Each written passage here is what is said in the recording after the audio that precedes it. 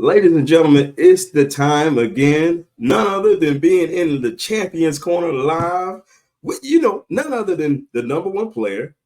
We have Mr. Lonnie Nesbitt, and we got my friend Ronald Crumpton. We are live in the Champions Corner.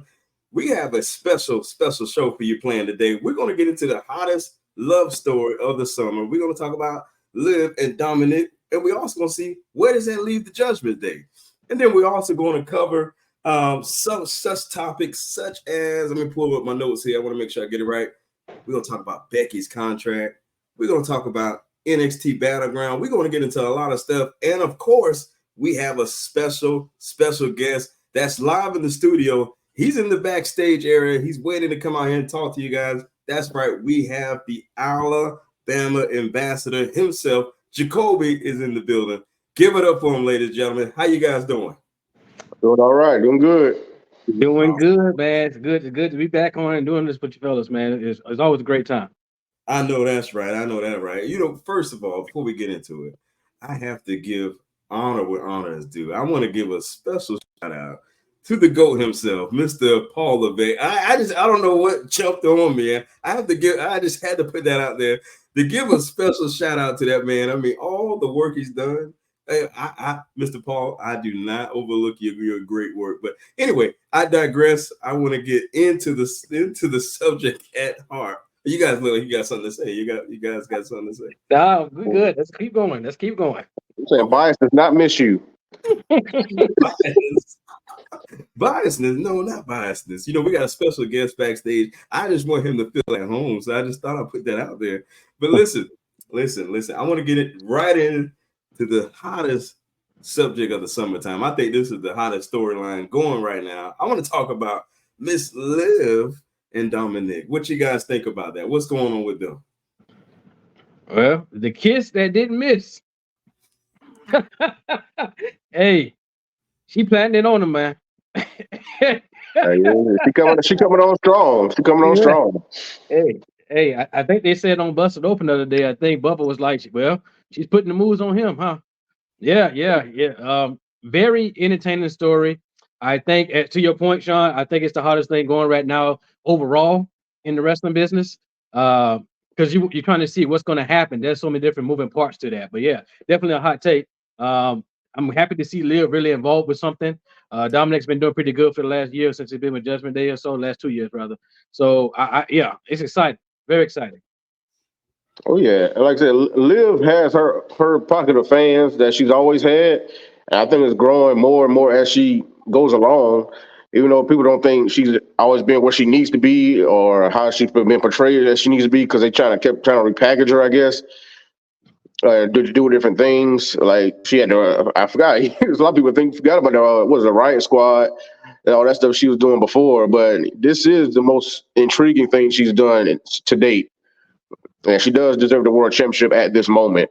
But as soon as Rhea come back, I don't know how long that's lasting. Like I said, but with business whenever she comes back, man, for Dominic, he was still getting already with this, and he's trying to hold time strong for Rhea while she's away.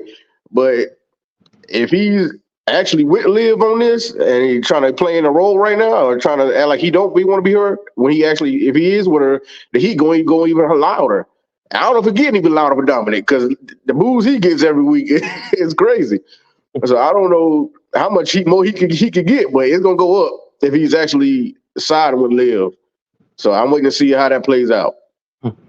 To that point, man, I'm sitting here thinking as you was talking about it, Ron, and what does he do? Not only him, like what does that leave the whole group after that? Because she put the moves on him, but she's been seen talking to JD Madonna in the back, right? Which he claims he said that he was just telling her that, well, you're not going to have that title long. But to me, that conversation didn't look nothing like that.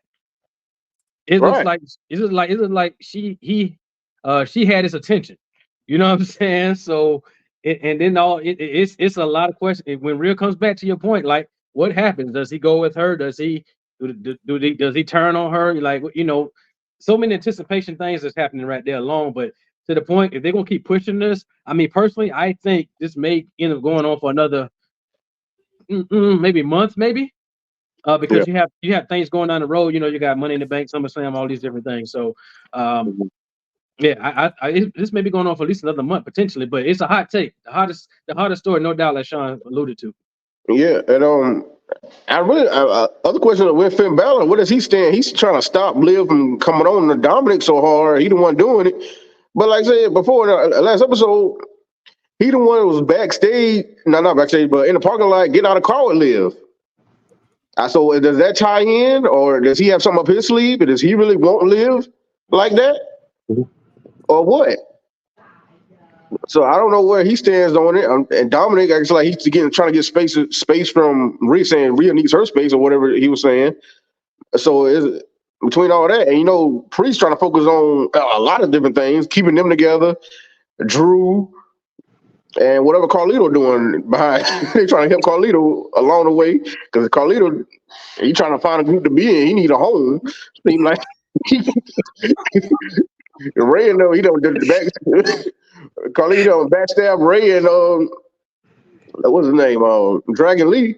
So now he's looking for a home in Judgment Day, and he trying his hardest.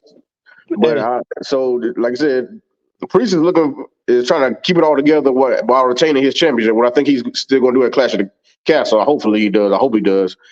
But but it seems like he's had a different weight in the Judgment Day eventually. Well, good point again. Finn Balor getting out the car with her. Is that playing? Is that playing into the cards? The question remains to me: are they done or under new management? You know what I'm saying? Like, because people can say what they want. Damian Priest has stepped up tremendously, but Rhea Ripley pretty much pulled a lot of the weight as far as like giving order. And the reason I say that is because she told Dawn what to do. JD, you know what I'm saying? That was kind of like a given. And then Finn, he kind of went with the flow, and Damian was the only one who would kind of buck at her. You know what I'm saying? So, but now that she's out, clearly Damian's the leader. However, to your point, Damian's focusing on, I need to make this title run the best. I need to focus on my single career. They lost the tag titles. They didn't even get no rematch. You know what I'm saying? So, because he immediately got that one title. Yeah. So, will this somehow cost Damian Priest a title at Clash of the Castle? Maybe. All these different parts, right?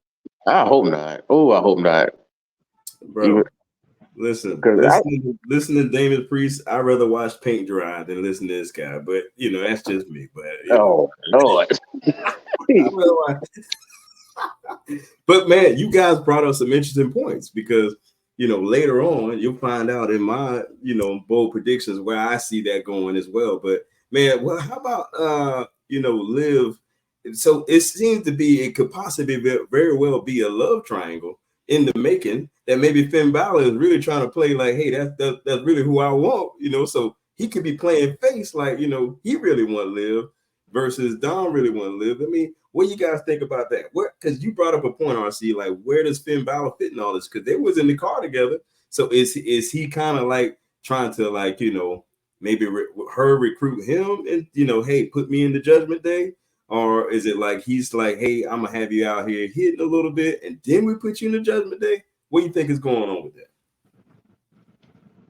I think Balor trying to protect Dominic because he's the youngest and he's the newest member or whatnot, and he's trying to be the big brother to him because it seems like Dominic really trying to stand strong for real, like I was saying. But like I said, it's hard to see where he's gonna go because he wants to tag team titles back, and he's doing that with JD. So that's kind of a focus for him. He was kind of mad that Priest wasn't in a tag with him no more because he's a world champion. I mean, what do you want him to do? I mean, he can do both, but he has JD, and JD is someone he mentored and trained and whatnot.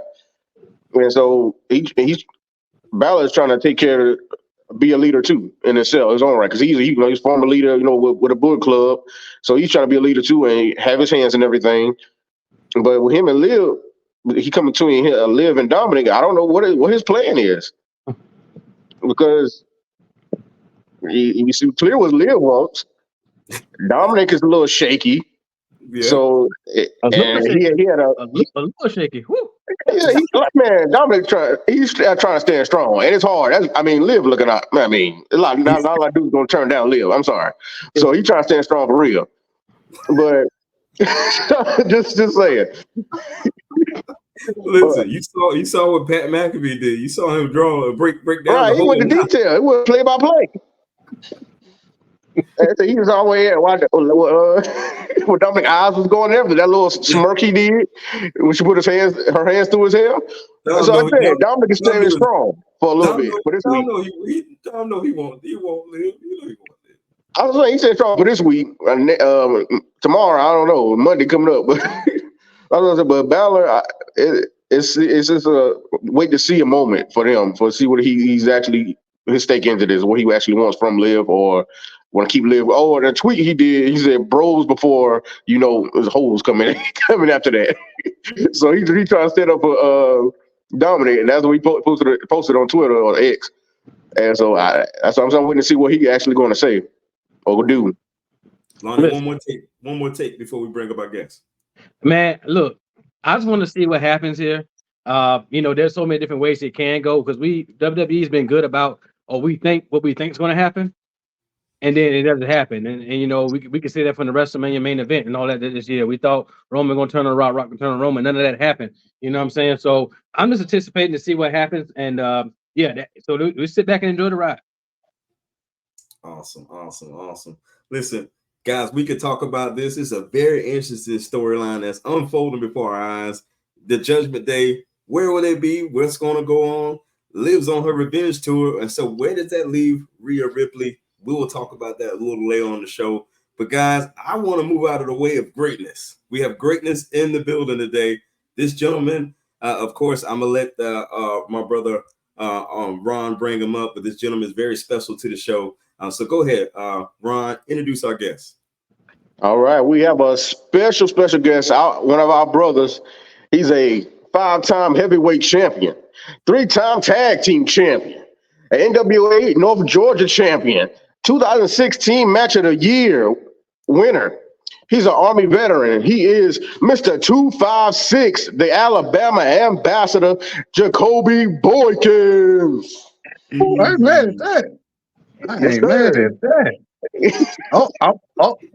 I'm in. I got tagged in. You in the room. Before we get started, Ron. Before we get started, we already know how many times you've been to WrestleMania. Okay. Hey, you see the shirt? You see the shirt? No, I don't. As a matter of fact, and I don't want to. Okay. 9 times just to say. How y'all doing, man? How y'all doing? We're doing good. We're great. We're doing great, man. Doing good, man. Doing good. Before y'all get into it, listen, bro. You got the Dre, you got the Booker T going on. What's going on? Let's see it. Sucker! I had them. I just took. They was braided up, but one of them came out, so I just took them all out today, so I could just, you know what I'm saying, hit them with it. You know what I'm saying? So put the 5 time on it. You know, tell me you didn't just say that. You know. Booker T, best King of the Ring ever. Go for it. Oh yeah, you know what it is. You know what it is. Okay, man. Just want to bring you in. Like I said, you've been a brother of ours. You know, just see about your wrestling career. We wanted you to showcase the ambassador. Showcase great. Like to showcase greatness. You know what I'm saying? Appreciate that. You know what it is. But we'll start off. A lot of people watch wrestling and we want to talk about wrestling, but you decided to be one. I want to know what is your big why for being a wrestler? So, this is gonna sound funny, but I don't have a why. Now, you hear that? Yeah, you hear that? You be like, "What do you mean you don't have a why?" There's got to be a why. There's not as much of a why as because of a how. My first memories in life are professional wrestling. So, my mom, I was a baby. I couldn't have been no more than 2 or 3. I wouldn't stop crying. This is the story I got from her. She's like, you wouldn't stop crying. I couldn't get you to stop crying. You ate, you pooped, Like, you should have been good. and I wouldn't stop crying. And I set you in front of the TV, put cartoons on, nothing. And I flipped the station, and when I got to wrestling, you stopped crying. Mm. And the whole hour that it was on, you didn't move. And then as soon as it went off, you went back to crying. Oh, wow. And so it got to a point where my dad would just go rent tapes and bring them home. And so instead of watching cartoons and stuff other kids watch, I was watching wrestling. That's what kept me quiet. And I was in love with it. I've been in love with it my whole life, literally. You know what I'm saying? So I don't have that. It was when Hogan slammed Andre or the ladder match between Razor and Shawn. None of that. I love wrestling way before then. Before I even really knew who they was, I was watching CWF in Alabama, and I was living in Orlando at the time too. So I was a down south boy, and once wrestling was on, that's all it was, bro. So that's why I say I don't really have a why as much as a how. That's just how apparently I'm wired that way. You know what I'm saying? So that's literally, some people, I've been waiting on this my whole life. No, this has literally been my whole life. So that's not a gimmick or a game or nothing. That's really what it was. I just went shut up until she put wrestling in front of me. So that's such a dope picture. That is so nice. Oh, amazing. So, I mean, is there like a certain wrestler that inspired you still, or is just? Oh yeah, it's plenty of those. It's plenty of those. And these names y'all will know these names. Ice Train, Vader, Scott Norton. You know what I'm saying? Norman Smiley. Like I like shit. Alex Wright. Like those are my dude. Of course, everybody back then, like Hulk Hogan and the Ultimate Warrior and all that stuff, all that good stuff. But I was like a huge Tully Blanchard fan too. Like I like those guys. Like the NWA television title was probably my favorite belt. Like I like that one more than any other title. But definitely Vader. I patterned a lot of my style after him now. You know what I'm saying? So him, of course, Ron Simmons. So many people, Butch Reed, like it goes back then. Some people from the local area, like Nightmare Danny Davis. It's quite a few, man. I'm well put together. I believe it. Yeah. I know you've been wrestling a lot of places. I'm trying to name a few like states you've been in. Like where have you been? Where have people seen you throw it down in the ring? Florida, Georgia, South Carolina, Alabama, Virginia, and New Jersey and New York. So those are the places. Yeah. I was about, as a matter of fact, speaking of Alex Wright, right before I got sick, I was about to go wrestle for him. He has his own promotion in Germany. So, and he was gonna book me out there. So that would have been like my first overseas joint. I lived overseas, but I never wrestled over there. Oh, that was a match right there. Goodness gracious. So that's one of my favorite opponents right there. Yeah. So Well, Hexen, okay, yeah, man. I remember seeing him fight. You fight him. Me and Hex came into the business together. So okay, yeah. So we came up together. What do you think you feel like you're one of your, like, let's say top 3 moments of your career?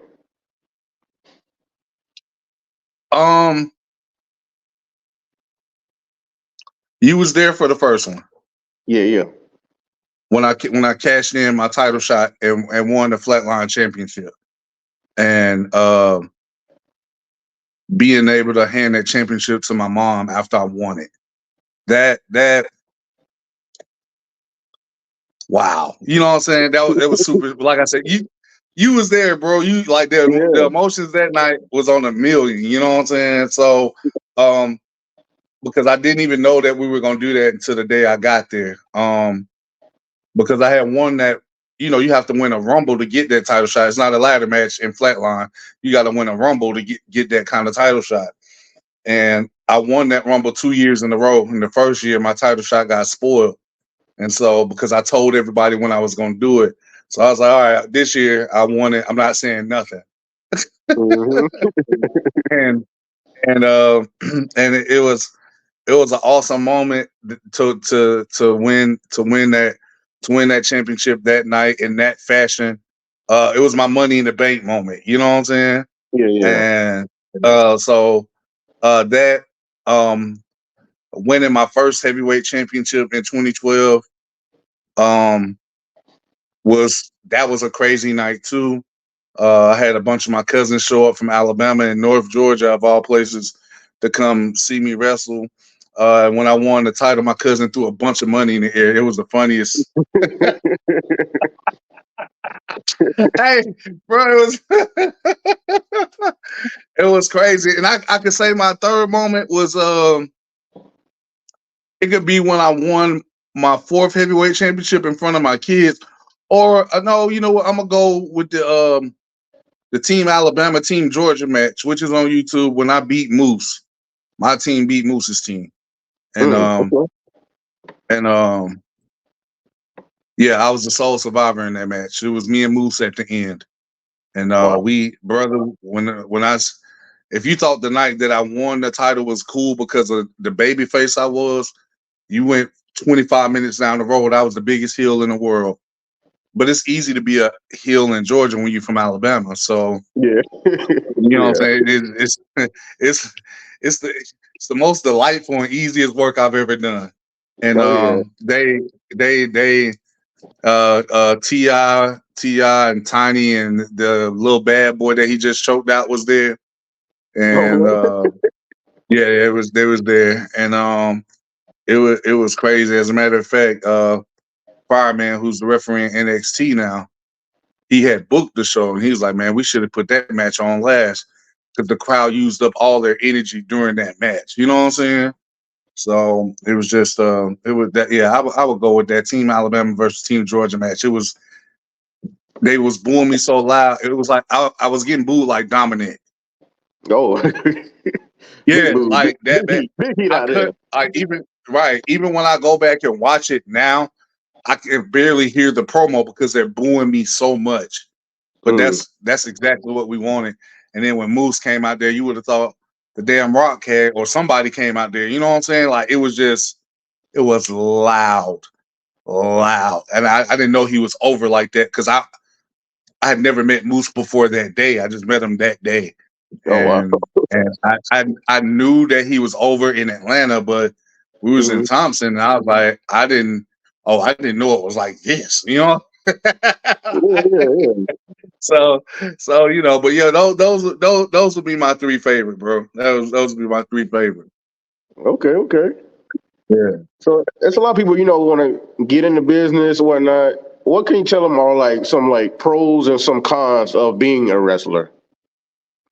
If you don't love it, don't do it. That like if you don't love it, don't do it. That's what I can lead off with the most. Things are a lot different now getting in than it was back then that was almost 20 years ago when I first broke in. So things are a lot different now. I think it's a lot easier to break in now than it was back then. I only broke in by chance, literally by chance. I got in, but I had been wanting to do it my whole life. And I just happened to see dudes at the flea market promoting the show. And I told them, I said, I want to wrestle. And they was like, well, we know we did say, call this guy right here. And it happened to be Roger. So, and we all ended up at the barn. Okay. Yeah. Remember them days. Hey, we the ambassador and the stunners, yeah. Oh yeah. Yeah, we Good was in there. times, good stuff. Yeah. So I would tell people, if you don't love it, just don't worry about it. Unless now, like, you getting called right to WWE and you're an athlete and they signing you, then you getting paid. That's a bit different. But you got to dedicate yourself to it fully. Ain't no half stepping, because when you half step, you're gonna hurt yourself or hurt somebody else. And that you don't ever want to have a reputation of being an unsafe worker. Like, that's just not cool. You can be stiff, you can You can be, you know what I'm saying? You can be a lot of different things, but you can't be unsafe. You know what I mean? But you gotta have a love for it, and understand your circumstances. Some people come in making money right away. Some people don't. I know I didn't. You know, and unless I get signed after I'm done going through all this health stuff, I'll never make the money back that I spent on it. But money really wasn't an issue then, because I tell a lot of people now that the stuff y'all breaking y'all neck to try to get, I got already. I had everything, like material wise, like a car, a house, all that. I'm good. I'm doing this because I love it. Not saying I don't want to make a lot more money, but I got to learn this. You know what I'm saying? And hone my craft. And if you're not really trying to be better, or try to be the best at doing it, then don't do it. Stay away from it, because what you end up doing is tarnishing the product.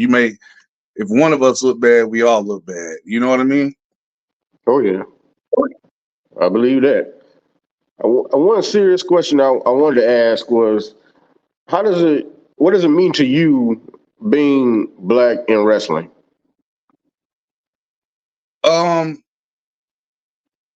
It's a double-edged sword. And I answered this question on a podcast a couple years ago. I've received racism in two different ways being black in wrestling. I received it from Caucasian people, and I received it from my own people. Now, because of my skin tone. You know what I'm saying? So, you know, you light skinned, so you'll be a house.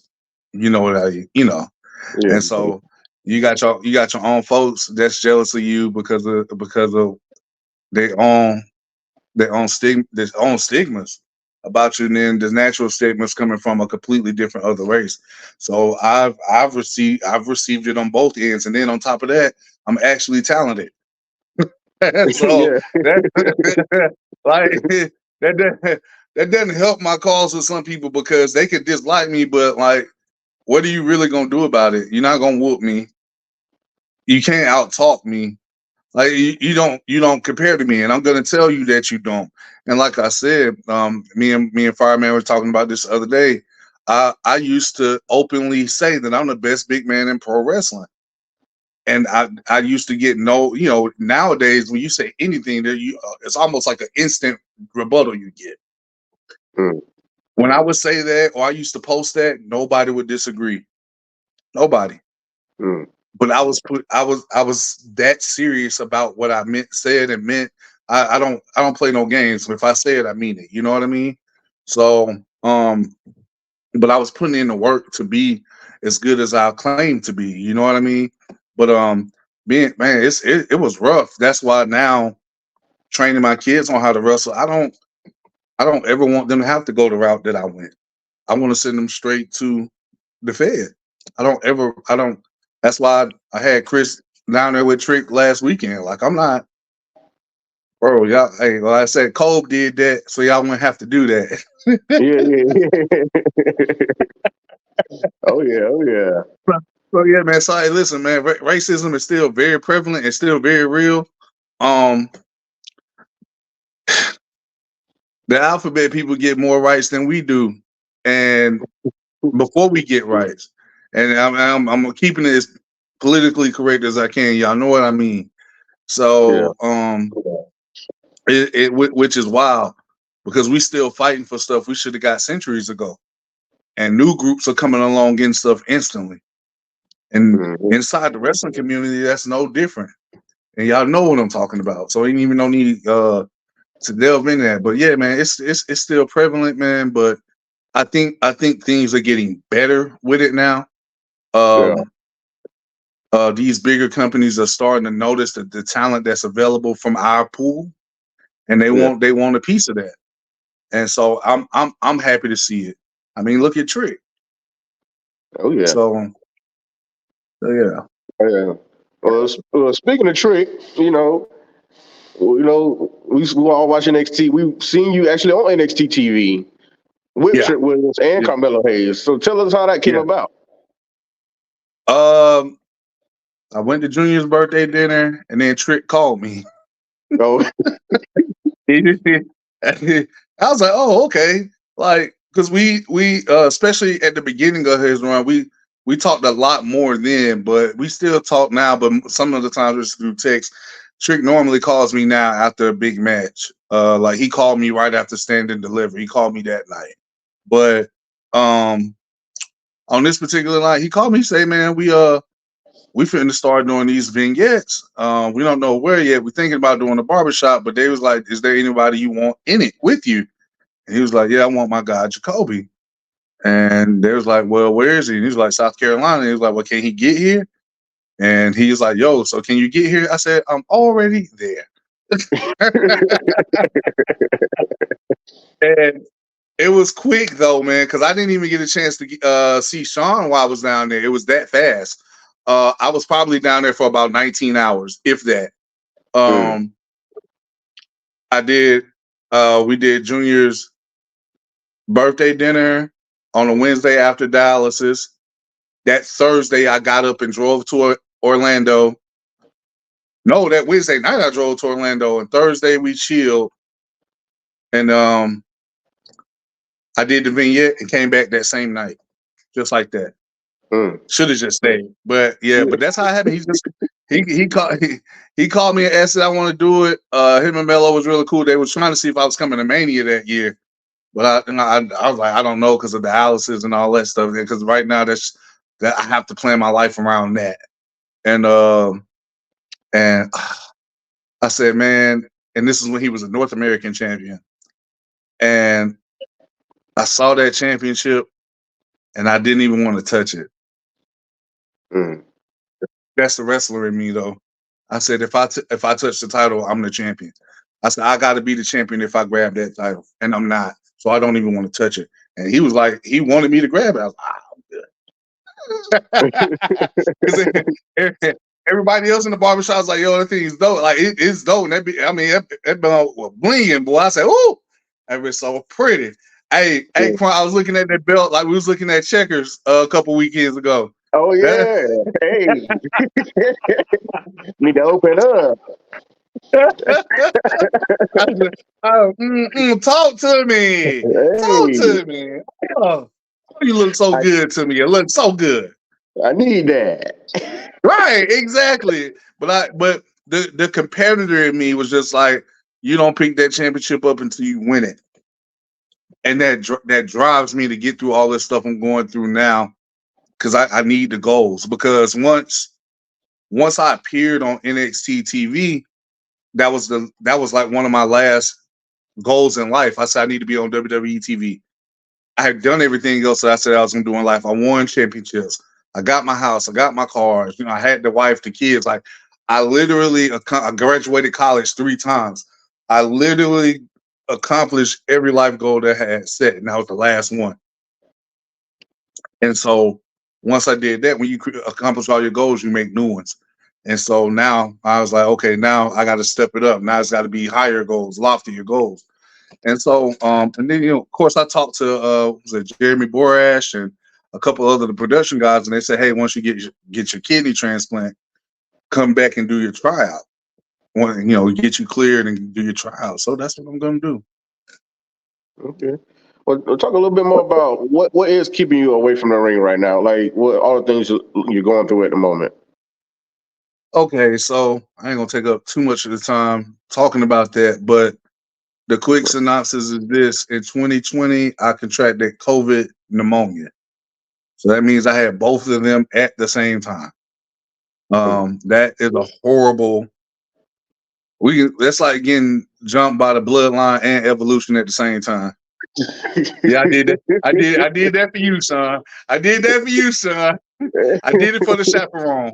I did it for the chaperone. So, and so, I was in the gym on a Tuesday because I'm picking up steam. This is right after my reign as East Coast champion ended. You know, when I had that super big gold belt. That reign had just ended. So now I was like, okay, now it's time to really focus on getting this contract. So I had been back in the gym really, really heavy. And I was in the gym on a Tuesday, And I was like, I could rep out 275 like it's no problem and just keep going. But I said, let me try 315, 325. Because I said I should be able to get it once. Well, it turns out I could hit that 6 times at that point. So I was like, my strength is increasing. I'm feeling good about myself. Now this is on a Tuesday, so I'm hitting 315, 325. I go in the steam room like I normally do to end my workouts, but then I don't dry off or nothing when I leave. I just walk outside because when I got there it was hot. But as soon as I walked outside, I got rained on, literally, like just right then. It's like in the movies, how it just started raining out of nowhere. It was the same thing, and I was like, "Oh damn, I'm gonna catch a cold." And like maybe 15 minutes later, I started sneezing. Like I was like, "Okay, this is no big deal." But by that Friday, Nicole was like, you need to go to the hospital and get checked. You've been sneezing and coughing. You don't need to be getting, she was paranoid anyway. You're going to give us something. I went and got checked on the Friday, said I had COVID, go home and quarantine. And I had been around my son's best friend. He had COVID, but he was, asymptomatic. So it didn't affect him at all. But he had it. And we didn't know it. But I had the pneumonia first. So, when you weaken like that, the COVID just jumped on you. And so from that Friday to that Monday, my health deteriorated at a rapid pace. I couldn't hold nothing down. I couldn't eat, drink. I threw up so much I could barely talk. And remember, I told you that previous Tuesday, I was hitting 325 in the gym. By that next Monday, I couldn't lift a Gatorade bottle. I couldn't lift it. And I mean, struggling, just arm shaking like a stripper on a Saturday night.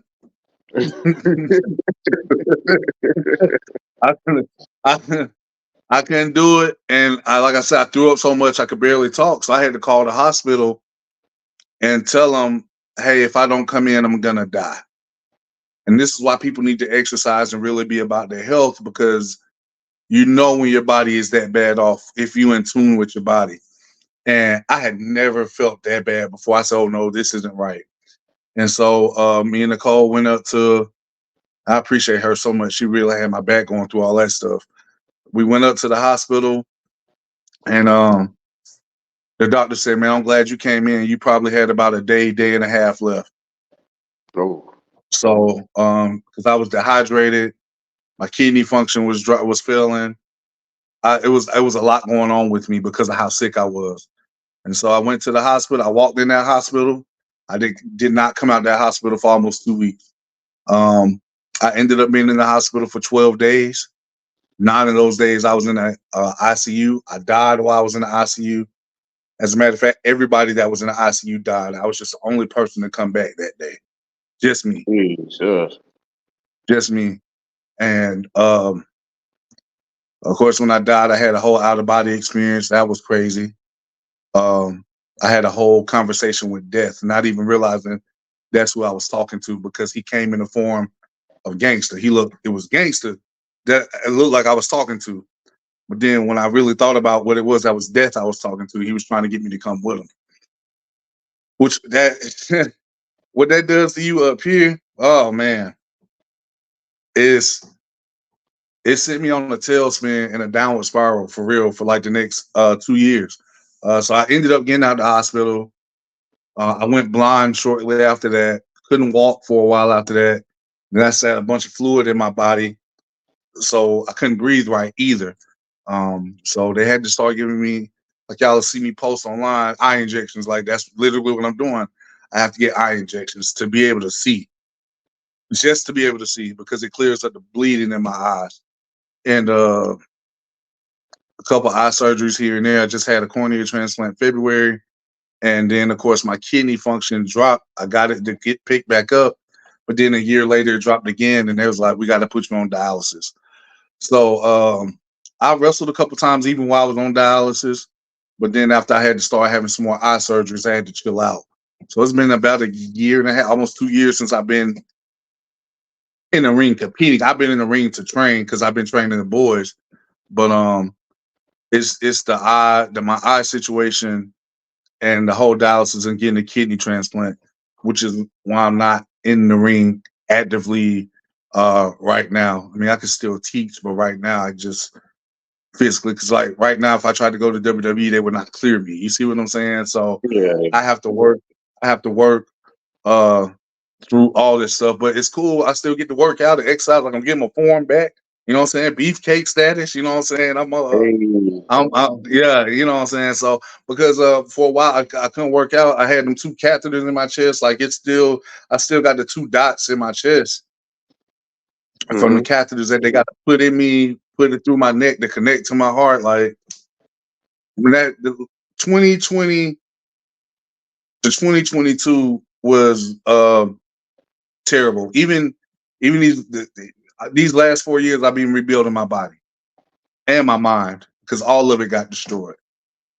All of it. I destroyed. And the bad part about going through all that stuff mentally is that you destroy everything around you. You don't even realize you're doing it, but you be in such a bad place with yourself.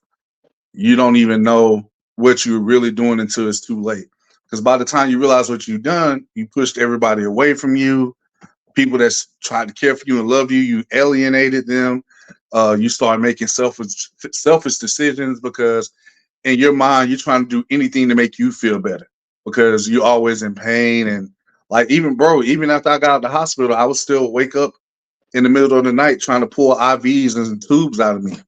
And of course, nothing was on me, but I would wake up feeling that stuff on my body still.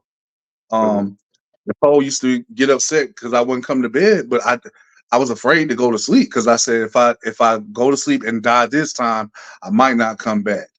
So I used to stay up until I would pass out. Like this is why I preach to people about their mental health and taking care up here while you taking care of here. You know what I'm saying? Like all of it, people don't realize how much your mental affects your physical. And you really gotta take care of that stuff. That's why I be telling anybody, like all 3 of y'all, if something's ever on y'all mind, call me and talk to me. Because if you let stuff build up on you, man, it'll make you real no good. And now I'm still, not only am I rebuilding my body, I'm trying to rebuild my marriage. I'm trying to rebuild relationships because I destroyed a lot of stuff trying to fix me. I liken it to the first part of Shawn Michaels' career.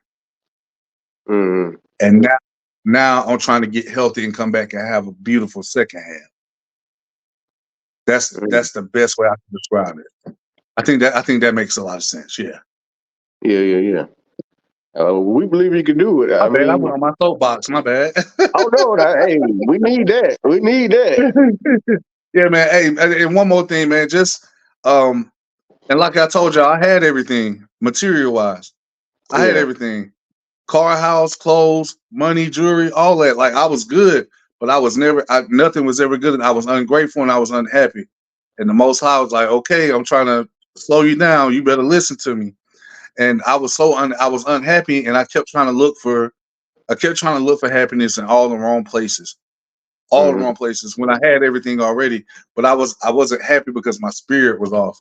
And I be telling people to get their spirit in line, man, because if you ain't in line with your spirit, nothing else is gonna feel right.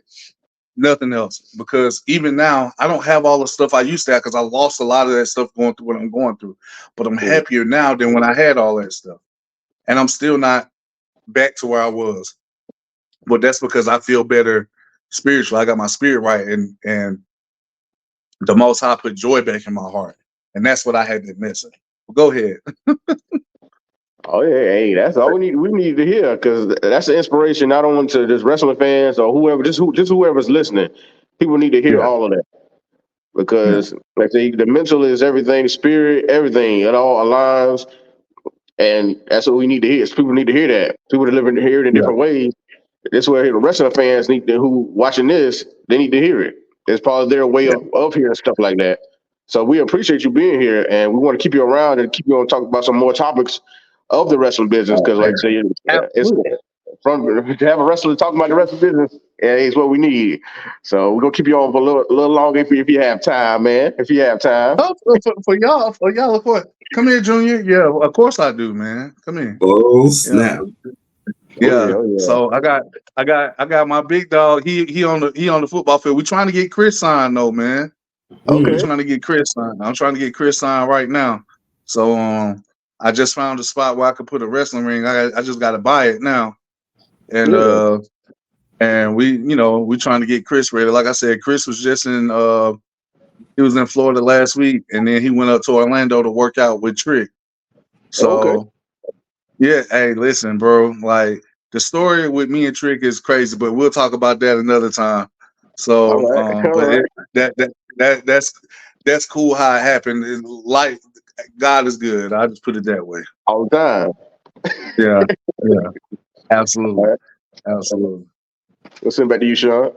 Awesome, man. Beautiful interview. Listen, I appreciate you paying homage to the GOAT, first of all. All right, I appreciate you paying.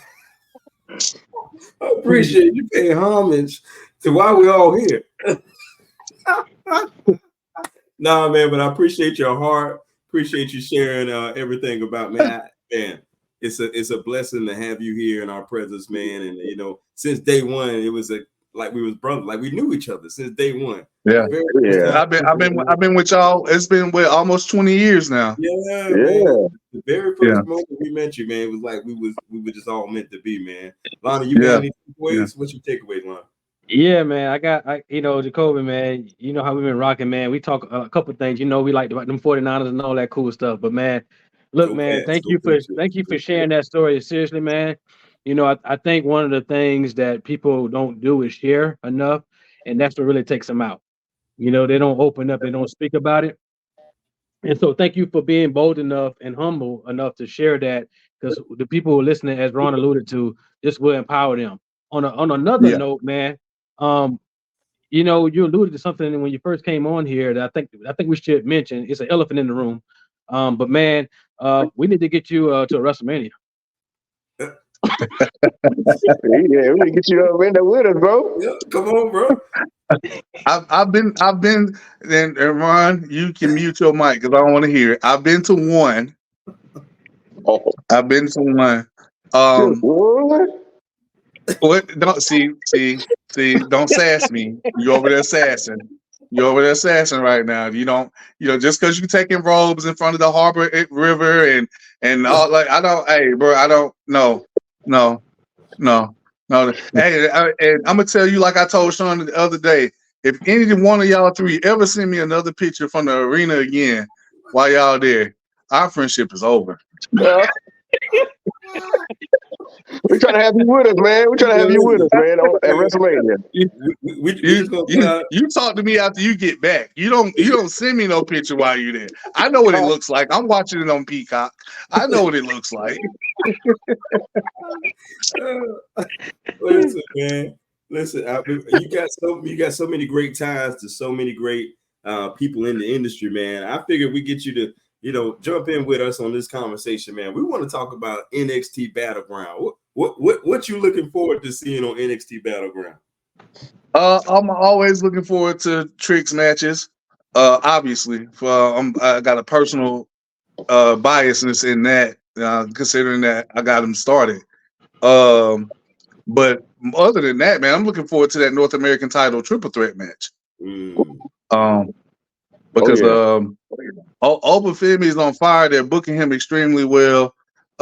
Chris was just with Wesley last week, and Chris was like, I didn't know Wesley was that small, because Chris is a large individual compared to Wesley.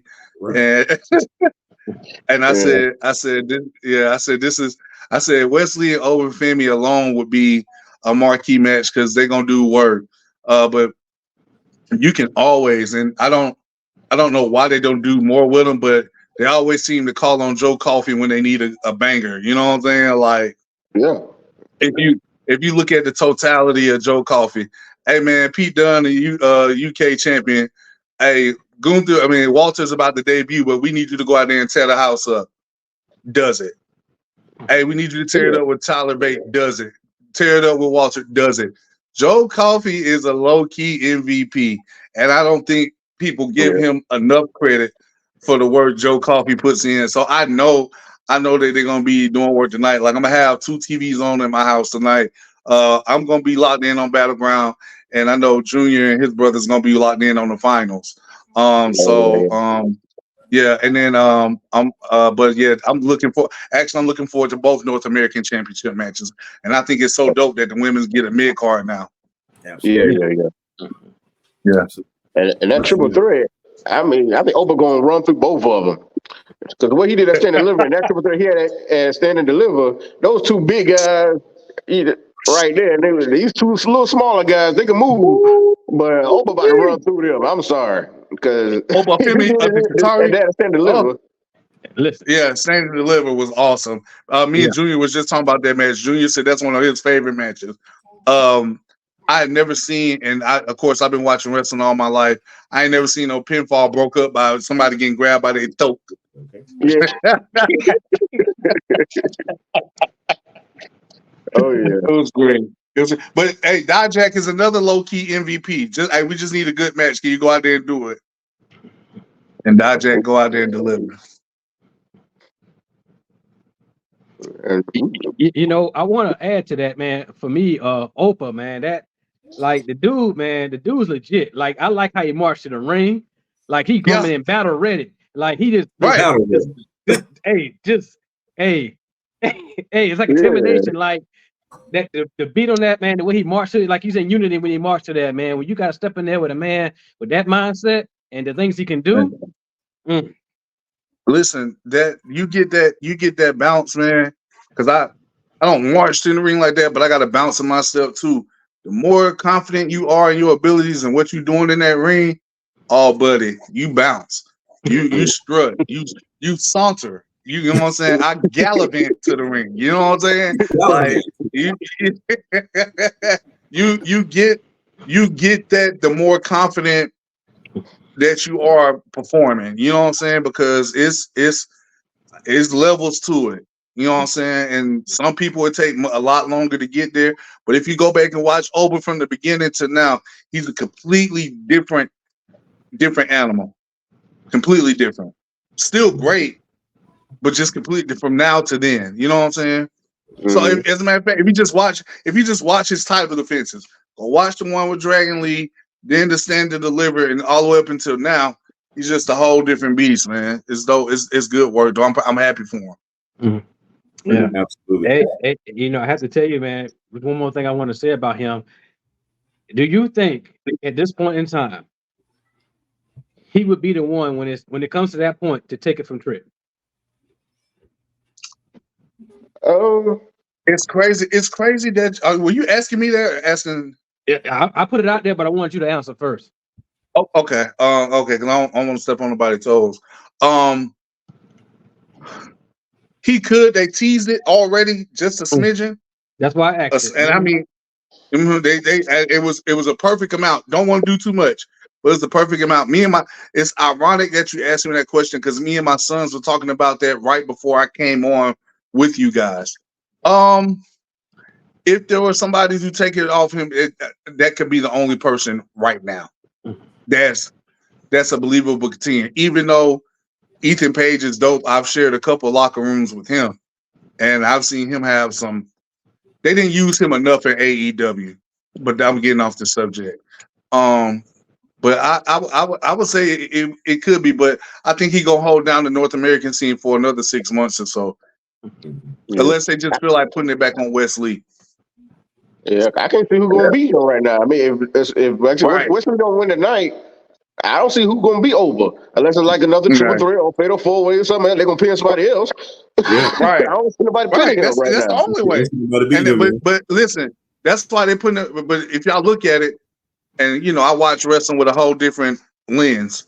But that's why they're putting them in triple threat matches right now. His last two title defenses are triple threats because they want to build suspense that he could possibly be beat.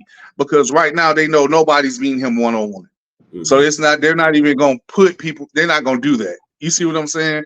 If he's going to have a marquee match, we need to have multiple people in here. So there seems like there's a possibility that he could lose. Because let's be honest, when he had the triple threat match with Dijak and Briggs, I was like, ooh, this could be Dijak moment. Like, because he's had a couple shots. But they do that because they know nobody's being over one-on-one. So it's smart for them to keep booking him in triple threat matches because you don't want these matches to have foregone conclusions because you lose viewership that way. Right. Yeah, so that makes sense. Makes perfect sense. But you're right, man. Because I don't see nobody beating him one-on-one at all, man. The brother, the brother, yeah, he's from Wakanda. Yes. He's from Wakanda. Wakanda forever. Man. But what do you guys think about the TNA women's was he the women's champ, right? Knockout, yeah, Jordan, she's knockout champ. Yeah. What do you think about her? I think she's gonna do JG a beast. Man, she's legit. She's legit. Yeah, she built for it tough. She for it tough. I don't see how Roxanne gonna be hurt. Hey, she like a rock. Ooh, like a rock. Hey, I think, you know what? I wouldn't be mad. But first, to answer the question initially, I think she's a phenomenal athlete. I would not be mad if she won tonight. Me and either. Then later on down the road, maybe Roxanne went to TNA and maybe got it back. Or took the TNA Knockouts title. Yeah, because they got a mystery opponent against Jordan at their next big show for TNA. So it might be Roxanne. So depending on what happens tonight, might affect that night. So I love it. I love that they opened the door for this kind of stuff. Oh yeah, because when she showed up, I was like, for real? I was like, okay, that's what I wanted to see. I wasn't expecting that at all. Because anybody else, I wasn't going to be as excited. But this got me out my seat. Because when she showed up at the Rumble, I was hyped. Right. So now she on NXT TV. Okay, what we doing? Yeah. Let's go. Right. Let's talk about it. Hey, what do you want to talk about? Right. What do you want to talk about? Yeah. Just that. Jordan Grace. Let's get adrenaline. What they call NXT? Yeah. Okay. She legit. She legit. You know, and I'm dying to see, and I hope this happens. My girl Jade Cargill go one-on-one with her. That'll be a money maker. Ooh. Man. Let me simmer her just being here. That's mouth water right there. Let that simmer for a bit. Hold up. Hey, I just want to say here first, Crump owe me $1 for that King of the Ring bit. I just want to throw that out there. Okay, Pay that man. Okay. I got your dollar coming. But he took me to the bank and the Captain D, so that we square. Okay. There you go. It's no body fat in the ring, so this is gonna be a banger. No, I will. But I think Roxanne going to get this. He's talking about no body fat if Jordan versus Jade. Ain't no body fat in the rings. Nobody fat. Yeah, but I think Roxanne going to get disqualified or something tonight. I don't know. Her being Jordan Grace straight up. Yeah, it's got to be a dirty finish or a disqualification. I don't see her beating her straight up. Like, is she gonna have to do some underhand stuff? You know what I'm saying? Yeah, on paper, looking at that, not to say it can't, but that'd be very difficult to be like, wait a minute. Yeah, right. Come on. Right. Yeah. Right. So, that's how I'm looking at the screens. That's exactly how you gonna be looking at the screen. Like, Roxanne is talented, but come on, this Jordan. You see Jordan Grace, you know she a Mack truck. You about to run through her. Right. Something, her biceps big as that little girl. Right. All right. I said, Lord, what a piece of work this is. Aren't you a fine piece of talent? I'm trying to tell you, who y'all think gonna win? I don't know if this is a question, but who y'all think gonna win the North American title match for the women's? I'm gonna go with Lash Legend. Yeah, I wouldn't be mad at that.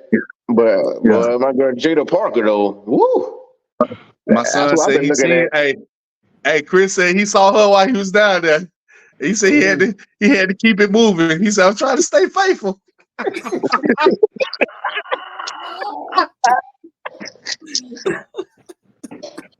Bitch, I saw Miss Parker. Ooh, Miss Parker. Miss Parker. I'm just trying to say, bro. Chucky, quack, quack. Quack. Hey, you got to do it right now. Second, quack, quack. You got to do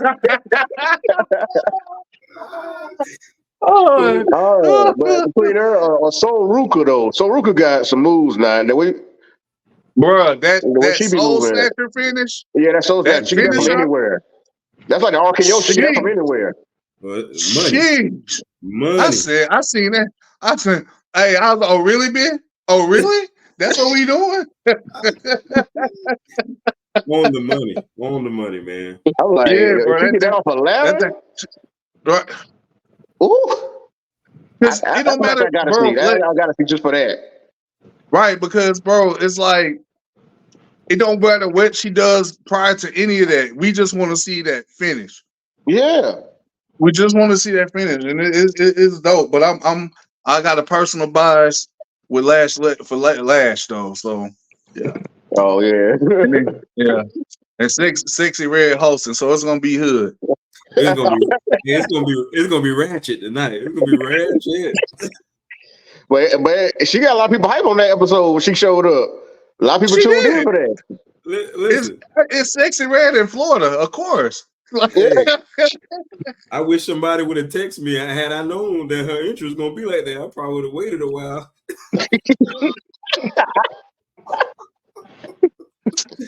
I ain't lying. Yeah, because when I talked to my homeboy Troy, like I said, he a referee down there. I was like, bro, how was that? He's like, well, they just told her to go out there and be herself, and that's what she did. I was like, yeah, she executed well. I wasn't disappointed in her performance on the show at all. So, oh yeah, I don't, you know, I didn't know. I didn't know. I said, oh, you must have just got that put in. I don't remember that. I don't. It's gonna be ratchet. I don't remember that. It's gonna be ratchet. Not a fan of the music, but I was interested in seeing her on there. Right. She's a wrestling fan. She's a wrestling fan. Oh, hey, young Shawn Michaels would have did it. You see Shawn Michaels with her in the car singing a sexy boy song? Man, listen, it's gonna be ratchet down there. They in Vegas tonight, ain't it? Isn't that where they? Oh yeah, they're in Vegas tonight. Yeah. Oh, yeah. It's gonna be ratchet down in Vegas tonight, man. That's what Mania is next year, right? Yeah. Oh yeah. Trying to get this. Sean, you're a real one for that one. I told you that on the phone. You're a real one for that one. Whew. Wedding days on WrestleMania weekends. I said, ooh, You see? Hey, now we gotta flip the coin. We gotta flip the coin, babe. What we gonna do? You're right. Look, I said, "Oh, you tested my all. Don't ever question my loyalty on anything. No, he loyal. Anything. Because when I said, "Hey, we getting ready for the party," you know, this Kofi Mania, we getting ready to do. I can't be there. I said, I looked at him like he was crazy. I'm like, but we always do the Mania at the house. What part of the game is this? Yeah. And he was like, "Nah, Sean wedding the same day." I said, "Oh, how dare he? How dare he?" I turned into King Booker. What? What? Look at this rogue. Man. So now, hey, listen, we just got to flip a coin, or we could do both. We can do both right there in Vegas. Yeah, I mean, hey, yeah. Well, they moving the show date a week later now anyway. So they sure did. See, it all worked out. Now it all worked out. That man missed one of the biggest moments in WrestleMania history. Y'all are brothers for life. Yeah, you know life. And Trick was at my house for that WrestleMania. As a matter of fact, I told Trick that night. I said, "Man, you having a good time?" He said, "Yeah, man, I'm having a blast." I said, "Cool, because this your last one." Well, he said, "What? I can't come back to your house?" I said, "You can't come back to another WrestleMania party." He was like, "Why?" I said, "Negro, you'll be signed by the time it's another one of these." Absolutely. And he's sure. I told him right then. I said, "You're not coming back, sir. You enjoy the view. This is a nice looking house. I know. You're not. This is your like." No, he'll be here. He'll be here. I said, "My homeboy Ron is at the wedding. He'll even be here. But you, sir, absolutely not." And as a matter of fact, the next time Trick came to my house, it was December. Like, yeah, right, bro. No more of these. And I said, Ron at the wedding, and I text Ron during the show. I didn't because he was like, "Don't tell me what happened." And I just text him in all caps saying, "Crump." I was so excited after Kofi won. Yeah. I couldn't tell him, but I was so excited because what a moment. And I told Chris, I said, son, what Sean just did was that's the ultimate test. I'll never touch your money. I don't want your woman. I won't even touch your food if I'm hungry, but don't play with me about wrestling. And I said, that right there is the ultimate. Yeah. That was a long WrestleMania, too. That was a long WrestleMania. Yeah, I said, WrestleMania weekend. And it was only one night at the time. This wasn't no 2-night extravaganza. This was one night back then. Hold on now. You talking about WrestleMania 35. That was 3 nights. Yeah. How long that thing was. I swear it was. And I spent the whole next day watching it. The whole next day was I spent watching that WrestleMania. I was like, Lord, it's still on. And Crump texted me back while I was at work. And Crump was like, Kofi. I said, nigga, that was about 18 hours ago.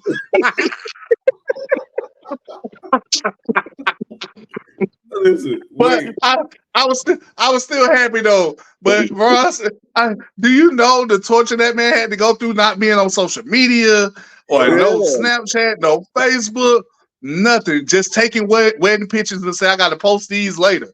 The boy was clean now. The boy was clean. Hey, y'all look real dapper because I was like, why Sean didn't invite me to the wedding? Oh yeah, it would have been a stretch. Man, let me back to the battleground, man. Y'all tripping. Listen. My bad. Speaking of Vegas and everything, I want to talk about it was an MGF. I want to talk about him returning to AEW's Double or Nothing, looking like Triple H, looking like the game right after his quad injury. But I digress. I'm sure that was on purpose. Just in case you forgot who it is. What you say? But that's his MO. I think he did it on purpose. That's what he did after his injury. So MJF, that's his MO. That's what he do. Talk about WWE or reference it in some kind of way. He gonna say something. Yeah, like say even in promo he did when he was that night mentioning Vince McMahon. I mean, like I say, he's gonna find a way to mention WWE in this promo somehow. Click. He won't click, and you gonna get him talking like that. Yeah. I would say, truth be told, Sean. I know Sean always talking about Triple H, but he ain't really lying about this one. That's exactly what he did. He came back, like that. You know what I'm saying? But I say the same thing. Yeah, but MJF to me, he is their homegrown star. He is their number one with or without the title, in my personal opinion, because he's still young. He can talk the best. He's consistent in the ring. He may not have the best match of the night, but he's consistent. You know what I'm saying? Which says a whole lot. I ain't never really been mad at none of his matches, especially that one with Bryan Danielson. Mm-hmm. Oh yeah. So I think they're going to be. I think things are going to go up since he's back. I think things are going to go up. I know they've been having low attendances and things of that nature, but I think with him back, it's going to bring more people back eyes in the arenas. So I think him being back is good for them right now. We're going to see, but we're going to see what happens moving forward, obviously. But I think it's really good. I agree, Lonnie. I mean, other than him coming out, with the jacket and all, I mean, I thought his promo was pretty cool, pretty legit. So I guess he's gonna be feuding with the guy that he broke up with. I guess that's not coming back at all. I mean, they're just done with that. I mean, and Adam Cole, he's not ready. Yep. Adam Cole's not ready to come back yet. That's why they did that. They put him down because he ain't ready to come back yet. Mm. Yeah, he was talking about Ospreay and Okada and Swerve. So I don't know really who he's going at. He's fighting Roosh, I guess, at Forbidden Door, right? Yeah, well, he'll beat Roosh, but Roosh gonna beat his ass. Like you wrestling Roosh, you gonna get hit. Like it's just get over it. Like I think he's too rough for WWE. If you notice, everybody else on that group is back in WWE except him. Right. But Roosh is that dude. His best run was in Ring of Honor, easily.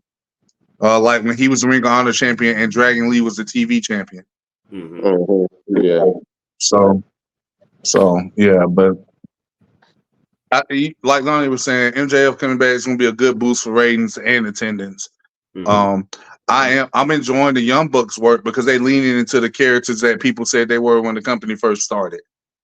They're playing off that, which is cool with me. Like, do it. But shout out to Tony Khan for showing up at the NFL draft with a neck brace on. That was crazy. Yeah. Right. He definitely don't need to be on. It looked very awkward with him on screen. He don't need to be. He doesn't need to be. He said he's not trying to really be on screen as much, but it was some things called for him. I guess he gonna do his little 2 minutes or whatever. But he said he's not really trying to be on screen. Man, he like back in the day with Suge Knight said that Diddy was all up in the video. That's Tony Khan. Tony Khan all up in the video. But you mean on the media stuff? Yeah, man. Tony Khan everywhere. I'm like, bro, go on, be boss, be in the background. But I guess that's what they got going on over there, man. But Mercedes Moné, I want to touch on that before we move to the next topic. What did you guys think? I didn't think she was gonna walk away with the belt, but I mean, here she is. Like I was saying, it's her debut. So I didn't really see her losing. I thought it'd be a bold move to put Willow over, which they kind of need bold moves to see what's going on and build stars, which like I was saying before in other episodes. But I mean, it makes sense for Moné to win. And that's her debut. I mean, you couldn't really see her losing like that. Right. So I'm gonna say something real quick for anybody. I just want to say this. Her winning, okay, no problem, okay. Because I was like, okay, I don't know who's gonna win. I was like, this is very unpredictable. Who's gonna win this? Willow Nightingale or Mercedes Moné? But here's my thing. I just feel with her win, and I'm a fan of hers. I like her work. You know what I'm saying? I just feel with her win, somehow it's being promoted more than Swerve right now. I feel like Swerve is getting pushed to the background because has Swerve been on? Has he opened any show since he won the championship? Yeah, he had one or two, but he had an opening match. He never had like that celebration promo that champions normally get. So yeah, because they had a whole party for Moné when she won the title. Right. But so that's my only thing. Like, I guess it's a question for another time, but I want to really learn. I look at it from a different lens as well, just being a fan, because I've learned some things over the years. Never been in the ring or nothing like that, but do you promote more than one that's stronger? Yeah, but do you promote more than one at a time like that? You got 2 new champions, so and you get 2 different divisions. So how does that? You know what I'm saying? So with her winning, I just hope it brings it up. That's just my only thing about it. I want to see what happens with it, but I just don't want Swerve to be lost in the background. Can I respond to that? Yeah, Go please. ahead. Okay, so let's look at it this way. While there are 2 new champions, they both became champions at separate pay-per-views. So that's separate times, separate timelines. Swerve happened first, and by the time he had his celebration joint, he went right into his feud with Christian, which to me which is never a bad thing, because I think with the work that Christian is doing right now is Hall of Fame level. Like it's S tier heel work over there with him right now. And as far as Moné winning, I was like, when the match got booked, when she said she was challenging, even before Nightingale had the title, and she said she was challenging, I was like, well, I can see this already. Nightingale is going to beat Julia Hart. She's going to beat Julia, and then it'll beat them at the pay-per-view because that's gonna sell.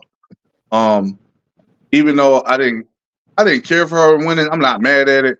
But what it did do was give us another storyline with her and Chris Statlander. So it made perfect sense.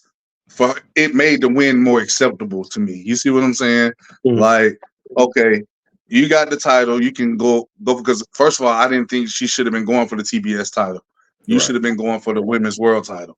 But that's just my personal opinion because of this the legacy she's built. You Mhm. see what I'm saying? Yeah. But if you're trying to, but then again, if you're trying to build a championship up, you need to put some star power on it because let's be honest, that championship ain't really been the same since Jade dropped it. Mhm. Right.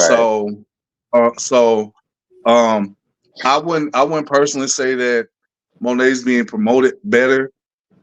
Her championship reign is just more recent, and Swerve already had like it was a minor celebration compared to hers, but he had it, and now he's doing different feuds already. So I see why you would say that, but you got to look at when each person became champion. That's why I don't compare and contrast them like that. That's good. That's If good. that point. makes sense. Absolutely, absolutely. Gotcha. So what do y'all think about Ospreay getting a title shot so soon against Swerve? You Because I just think said it's it. way too early for that. You just Wait. said it. In my opinion, you just said it. Too soon. Mm-hmm. Yeah, because he already got the international title. Yeah, he's the international Already just champion. got that. Right. Well, I'll tell you what, they finna give us what at least we know we're gonna get our money's worth. I mean, yeah, of course. But I think this is where the Don Callis family turns on him. I would, Why? yeah. What other member of the Don Callis family is popular in a good way? Right. All of them are talented, but Ospreay is a babyface in a heel faction.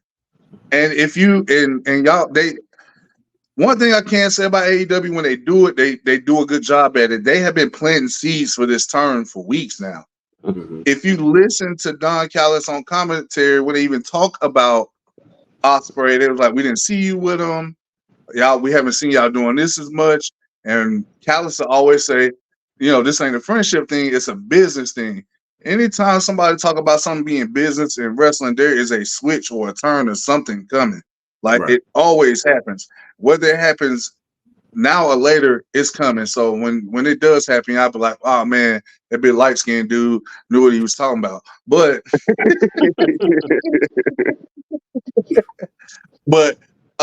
I think that's where they turn because one thing AEW is good for doing is getting more storylines out of one match. Like case in point, Nightingale, Monet, and Statlander.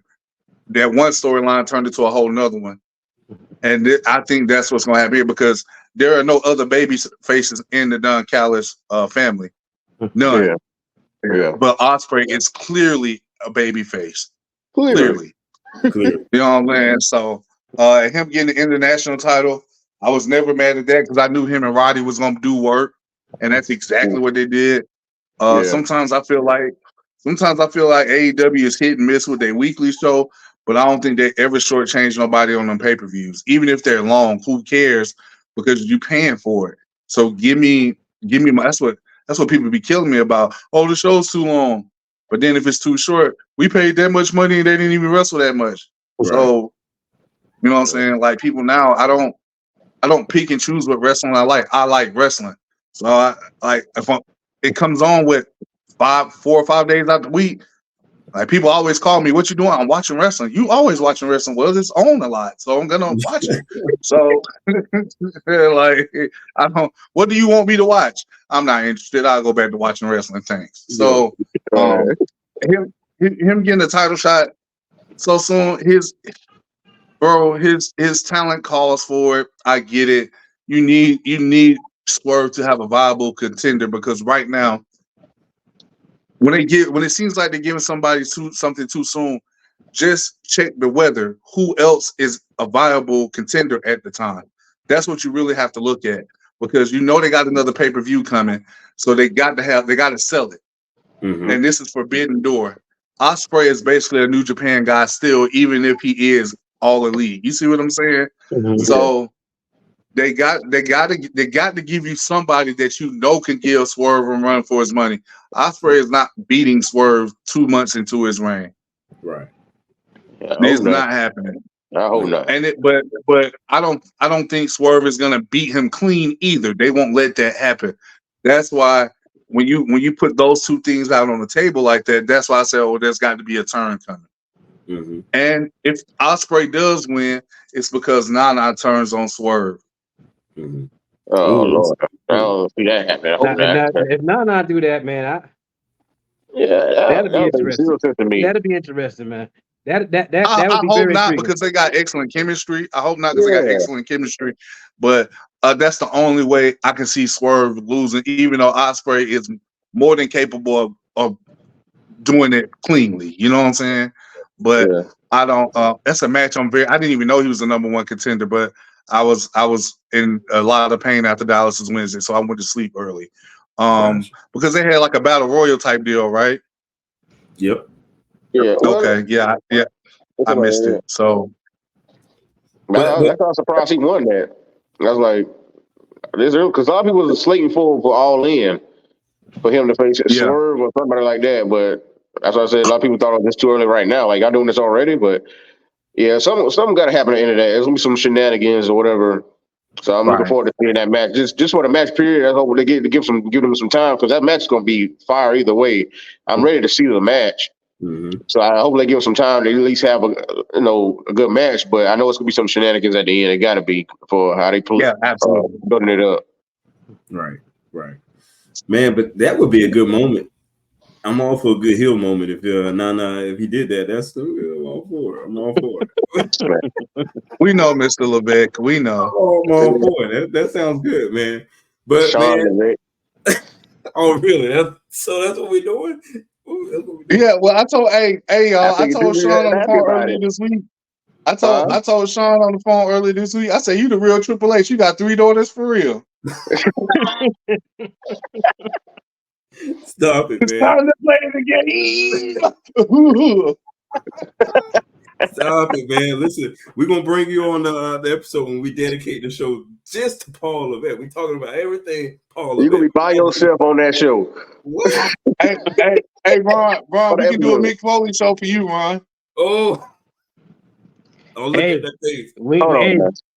we Hold ain't on, got man. the time. You see how his face has changed from everything. Now we ain't got the time.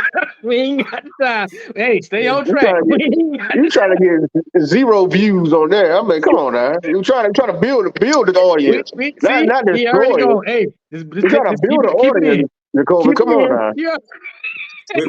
We gonna call that one "Have a Nice Day." Yeah. Have a nice day. Well, you call me when it's over.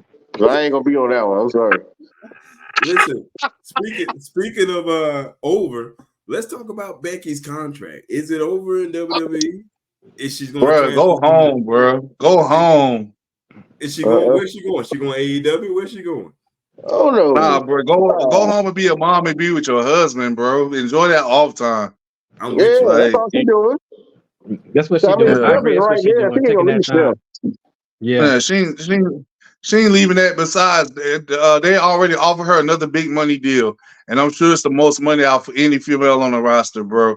She's not going anywhere because she know whenever she come back, they putting the title on her, and she don't. And at this point, she don't need it. She don't even need the title. And I didn't care that they put the title on her in that battle royal, but I understand why they did that so Liv can have her moment at the pay-per-view. You know what I'm saying? But nah, just go home and chill, bro. We good. We seen enough. We all right. You know what? I would say to that, and I'm reminded because the question is always asked, who is the greatest? Who is the greatest? Who's the greatest? All the thing I'm saying right now is this. If you're looking at it from a title perspective, you look at Charlotte, who's 14 times, but you look at Becky, who's like 7 or 8. But you just said, Jacoby, the highest paid contract of any woman, period. You know what I'm saying? The work speaks for itself. So that's another thing to say. I don't think she said it on the I don't know if it was like with Ariel Wani, maybe his show right before WrestleMania, I want to say. Yeah. Yeah, he's doing some good interviews. Yeah, she was talking about how she didn't say anything what she wanted to do, but she was saying in previous times too, like, I want to stay here the rest of my career. You know, she said that in another one, but you know, they kind of alluded to those things because I know it's all this rumbling about, Tony Khan need to sign her. He need to do this, he need to do that. But she's established, man. She good. Right. Right. She And can go back and go do her AEW need thing. to stop. AEW need to stop signing people. They need to thin out their roster. They got too many people. Yeah, that's why some people leaving right now. Yeah. Hey, They ain't Yeah. getting showcased. I hope they're taking notes and watching Who Killed WCW. I hope they're taking notes. You put all that star power up at the top. You see what we saw what happened. So, that was a double-edged sword too, player. Right. That was more that it was a lot of bad booking going on, but that had a lot to do with AOL and Time Warner too. They didn't want that shit on their network. Right. So they weren't gonna renew their deal. So if you ain't got no TV deal, what you got, especially back then, you couldn't stream back then. You know what I'm saying? It wasn't that everything came through a cable box, bro. You know what I'm saying? It wasn't like now WCW can make it because there's a lot of indie promotions making it strictly based off streaming. And that just went the case then. But the bad booking certainly did not help. So that had a lot to do with it. But AOL Time Warner merging really killed that out. Oh yeah, and cables on the last leg. So yeah. Well, yeah, Becky. Like I said, she ain't leaving with Seth because I know Seth ain't gonna never leave from what I can see. And for them to be on the same show and to have the child on the road sometimes I guess I'm sure they got a bus or something like that. Yeah, they got on a the road bus. They trying to have that family time as much as they can. Right. And she wants to be a mom. She's what, like 36, 37, I think. Mm-hmm. Right. Yeah. And Seth is at home right now too. If she want to be at home, the baby at home, they don't have to be on the road. Because when Seth come back, he hitting that bitch 110%. Right. So and I listen. I've had my fill of Becky Lynch for a while. I'm good. I had just as much as Charlotte Flair and her. Both of them can chill for a minute. Like, right. Let these new stars get that time. Right. I appreciate y'all, but thank y'all. Y'all shouldn't. I know they had to do that at 35, but let's be honest, the Kofi match should have been the main event. But absolutely. For real. That show was over after that match. That show was over after that match. If you look at that whole show, nothing else got a pop, really. That I said, Lonnie, right on the head, bro. I said that. I said the show ended after that. I ate so much food after that match, like I was. That show was over after the Kofi Mania, bro. That was it. I've been over Becky for a long time. Well, quite frankly, when she me too, bro. Man, I was done. But bro, can we talk about? And I don't want to say the G word, but can we talk about the most unmanliest shirt I ever seen in wrestling history? What's that? You know what shirt I'm talking about? Oh, that Seth Rollins shirt. The man's man. If you don't get your ass off TV with that shirt on, sir. That's the wife shirt. That's it. Yeah. The man's man. So I don't know. I guess he's still stuck with it. He got the wife's clothes on every now and again. Hey man, listen, bro. Man, I was ready for him to go home too. So just go home. Hey, go relax, bro. Go relax. Yeah, both of them need to refresh. I think a little bit because injuries or whatever it is, time with the family. Just do that. And that's good for everybody else to get their shine on. Right. And one more quick thing, and I'm gonna let y'all get back on task. Shout out to AJ Styles for pulling that Mark Henry. Shout out to AJ Styles. Hey, that's been on the reels all week. They showed the side by side comparisons of that. Yeah. Oh, I watched that so many times when Mark Henry did it. That was so amazing. Oh, he should have won the title based off that alone. Off that alone, he should have won the title. And I know he didn't, but and then they did the whole Daniel Bryan thing the next month. But I was like, man, you can't give me no promo like that and not win the title because it was so good. Hey, the outfit was a Hall of Fame outfit. Like, come on, bro. Like, they see AJ try to copy that too. He just do it with blue. hey, yeah, he did it with the blue. Listen, AJ hit it though, boy. AJ did. hit it. My son just graduated from high school. I said, here we go. Hit you right in the heart. Right. Boy, like a stiff shot of Looker. I said, he just instead of being a phenomenal, I should go home and be a phenomenal dad. I said, oh boy, you was doing it. Oh, you doing it. I don't know where we going, but we going somewhere. Huh? Yeah. Because Chris had saw it before me. Chris is like, Dad, I love AJ Styles, and that's all I'm gonna say. That's all he told me. So I was like, well, what part of the game is this? You know what I'm saying? And right. He went out there and did that, and he just didn't beat him up. He did the Styles splash off the steps. I said, oh, well, you still not winning the title, but this is really, really good. This is really, really good. Like, I'm with it, and I don't like his new theme song, but it's okay. Yeah, I wish you go back to the other song. Yeah. Go ahead, Lonnie. No, he can even give me the TNA day. I was just gonna say that I know to the point. I actually, it's funny you say that, Coby, about Mark Henry in the title, but I heard him say it the other day on some platform that Vince wanted him to win the title, but he declined against it. Because he didn't want to be, doing the responsibilities of what the champion was doing at that time. Because that was a part of kind of the latter part of what he was about to do. But so he said that a lot of people are mad, but he said he declined it. Vince wanted him to take it off Cena, but he declined. I just happened to read that on I ain't gonna say it was Sportskeeda, but you know how they post those sort of quotes. Yeah. It wasn't Sportskeeda, but it's like a quote. He was on a show on some platform. Come on, boy. I think he said it on Busted Open though. I think he said it on Busted Open. But it was something else he said on too, that particular. But that might be accurate too. He did so good when he won the world heavyweight title from Randy. Oh, could you imagine him being the WWE champion at that point? Because oh my God. Even if he wasn't holding long, he should have got that. I'm sorry. When he couldn't do what he could have went for that no matter what. Yeah, he killed that world heavyweight title reign. Yeah. Yours fake, mine real. I said, oh, it is real.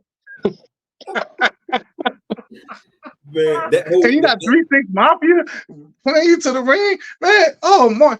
Okay, so let me tell you, when I get there, I'm not turning down no title reigns. It's never happening. I gotta get it when I can get it. Because I don't know when it's gonna happen. Listen, I am 40. I just turned 40, bro. And when I get there, I'm trying to give myself a good 10, 15 years before I lay it down for good. Because what I want to do is start the first black family in wrestling, because I ain't never been one. So if I can get my son signed and then I can get signed after him. Yeah. And then my other two want to do it too. But if I'm already in the company, it'll be a lot easier to get them in there. You see what I'm saying? Right. And we can go from there. But don't offer me to end no streaks. Don't offer me no titles, because I'm doing all of it. Every bit of it. The crowd's not gonna like you. Will my bank account like me? Yes.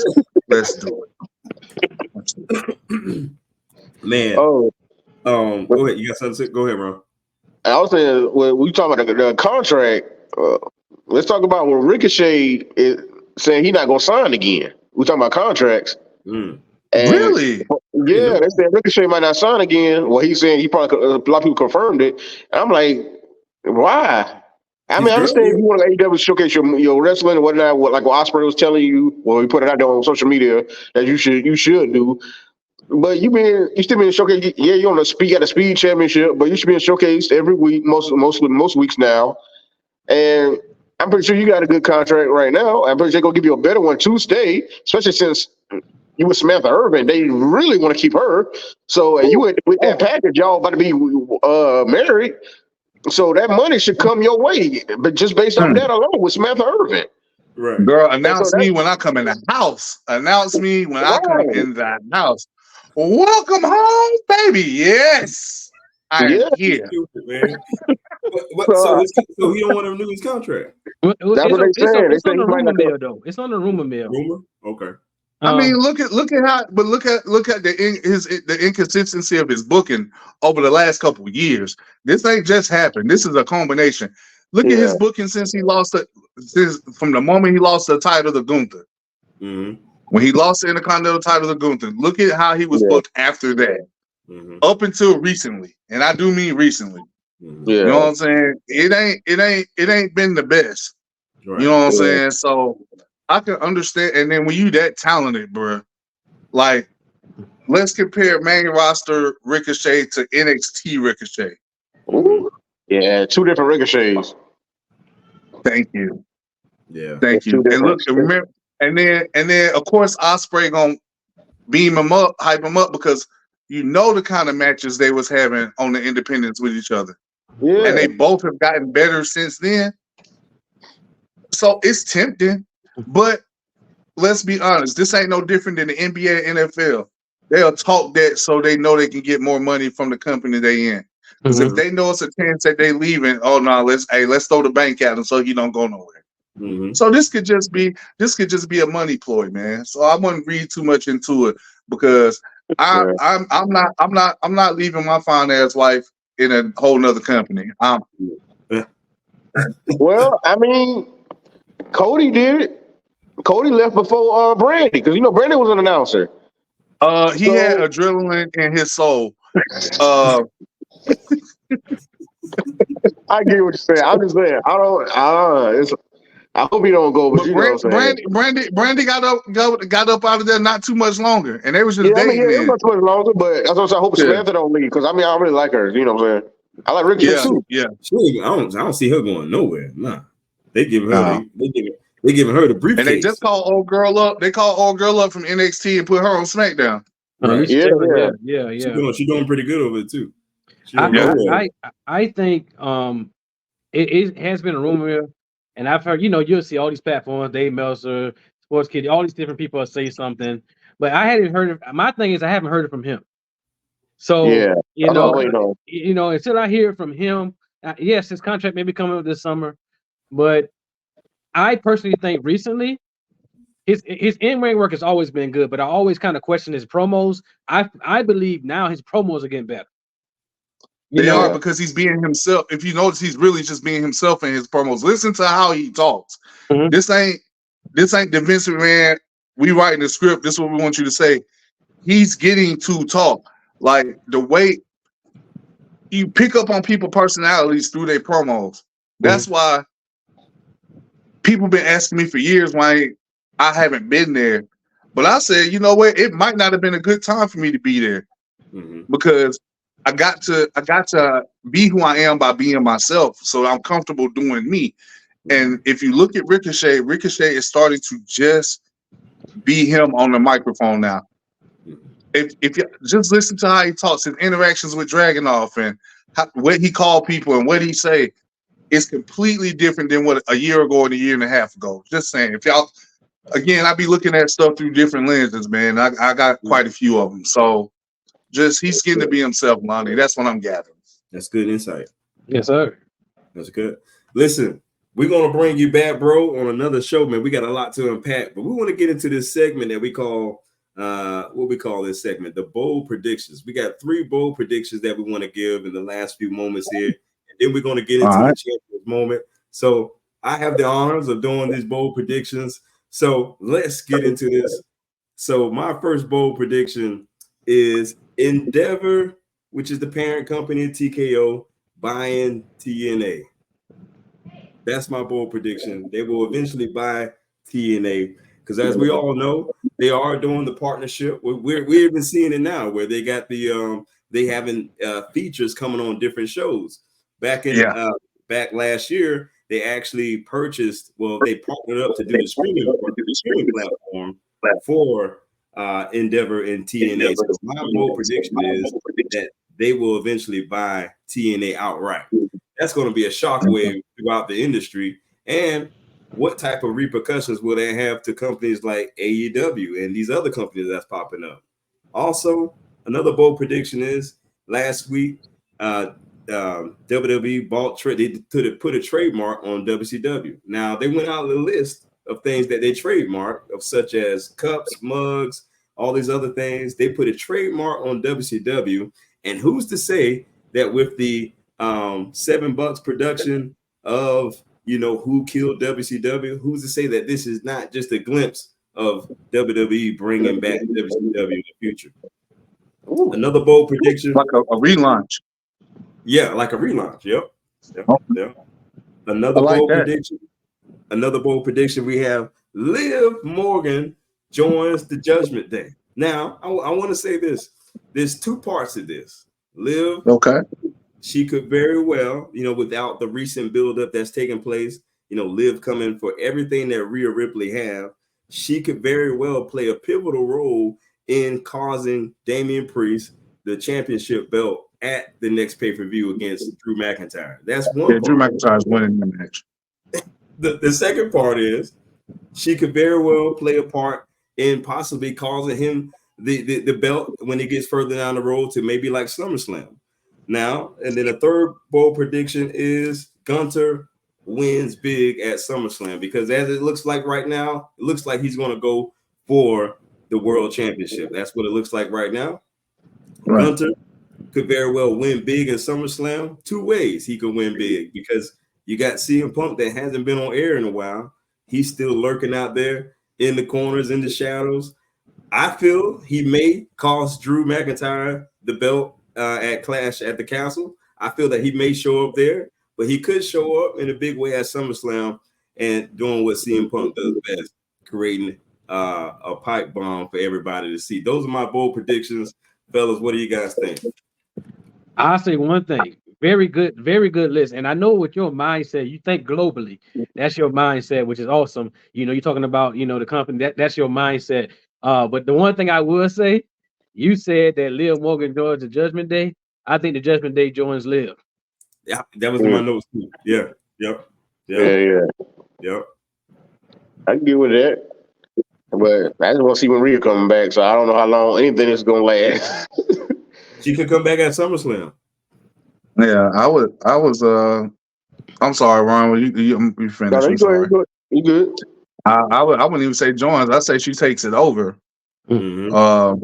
You know what I'm saying? And I mean, but however that goes, I'm cool with it. It's something different, so I'm with it. Mm-hmm. I'm all for that relaunch of WCW. Like, I'm all for. But that's what I grew up on. I'm from the South, so I grew up on WCW, and that's just what it was. Drew's winning that belt at that show. I know Ron said he wanted Priest to win.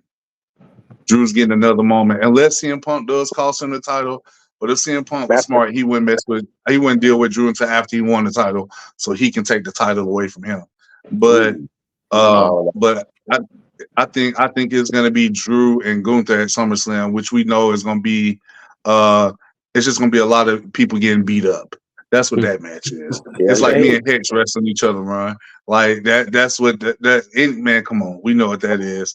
And your first so that was two of your bold predictions. What was the first one again?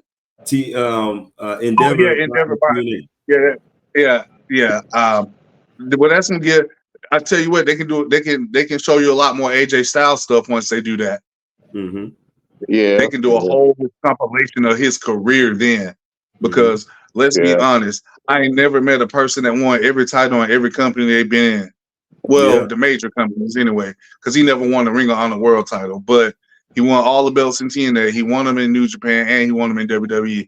You can't sit here and name me somebody else that had 3 Hall of Fame careers in separate companies. Oof. AJ had a stellar career. What'd you say? I said, he has a stellar career. AJ has a really good career. Yeah, bro. Like it's crazy. AJ Styles has been around since 99, 2000. I did a training seminar with AJ Styles in Cornelia, Georgia at NWA Anarchy. He took one of my shoulder blocks and said, "Damn, Jacoby." I said, "That means I did it good." Oh yeah. Hey, I want to add something to that, man.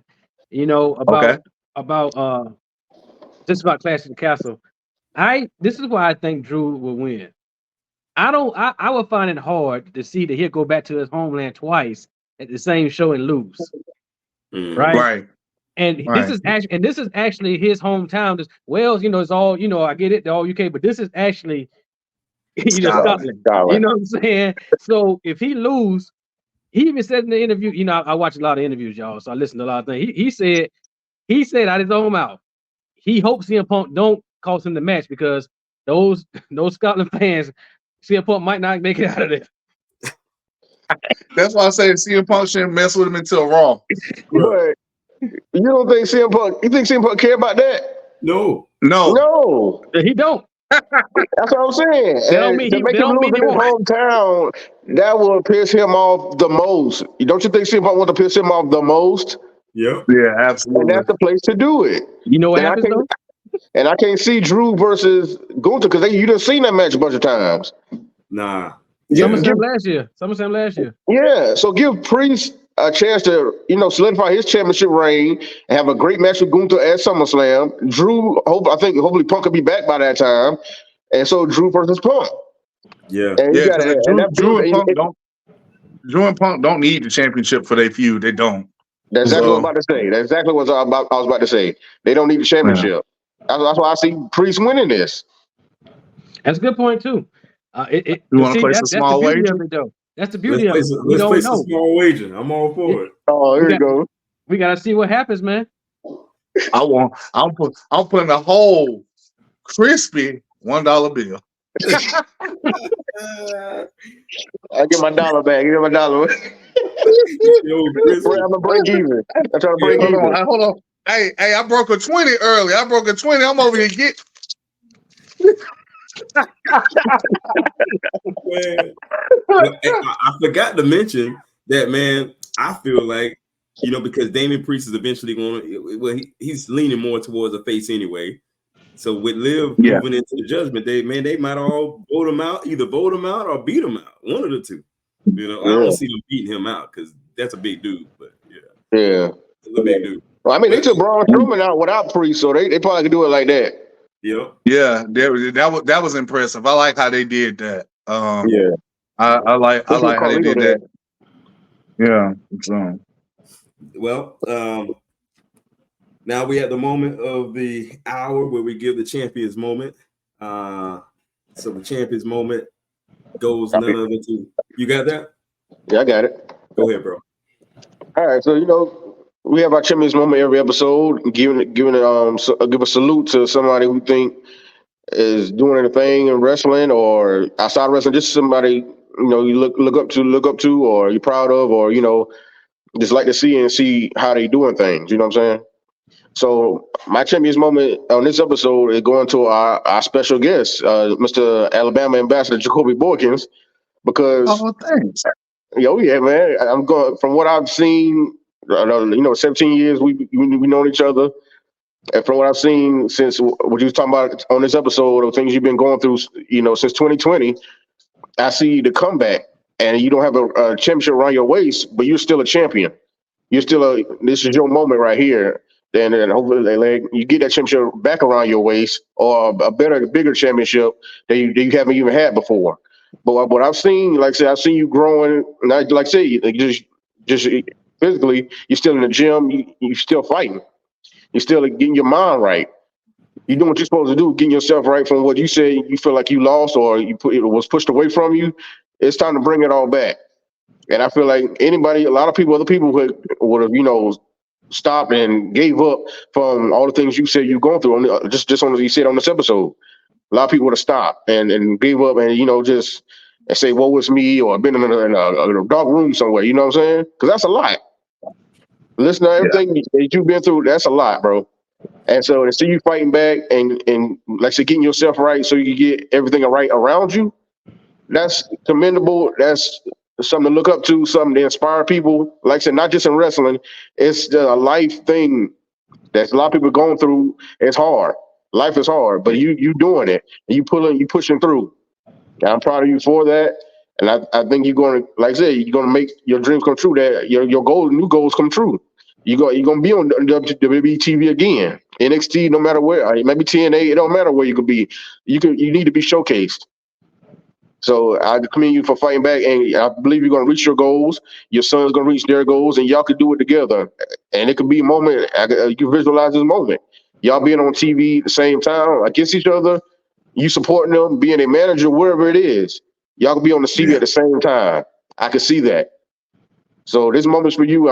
So our champion's moment. I give you the Mr. 256, Coby Boykins. Thank you, man. Absolutely, man.